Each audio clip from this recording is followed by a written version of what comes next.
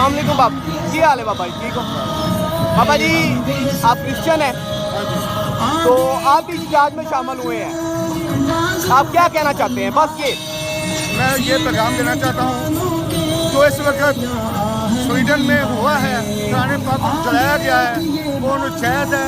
और ये हुकूमत को बताना चाहते हैं जो हुकूमत अंधी बैठी हुई है, अंधी और कुंडी बैठी हुई है, उनको ये पता नहीं लगता कि कुरान मजीद की ज्यादती हुई है, कुरान में जल गया है, लेकिन उन्होंने वर्करों को रोकना शुरू कर दिया है, इसलिए कि वो इंतजार न करें।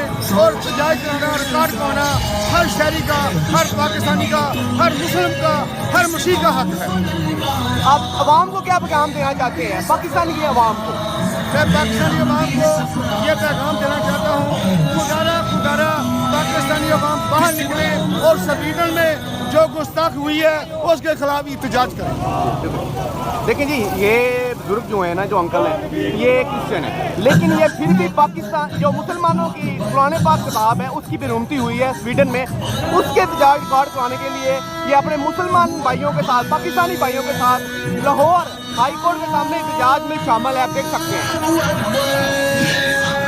मेरा तल्लक क्या करना चाहिए, आप क्या समझते हैं कि हुकूमत को किस तरह का एक्शन लेना चाहिए? हुकूमत ने तो एहतजाज का ऐलान कर दिया है, वैसे तो हुकूमत को एक्शन लेना चाहिए, एहतजाज तो अपोजिशन करती है। हुकूमत अगर एक्शन लेती तो आज ये नौबत ना आती। हुकूमत को अपनी पड़ी हुई है, वो अपने वो क्या कहते हैं करप्शन से और इन चीज़ों से फ्री होंगे तो उन्हें पता चलेगा कि हमारे मुक़द्दस किताब की ये बेरुमती की गई है। उनको सोचना चाहिए, बेशक सियासत से बिल्कुल बरतर हो कि सोचना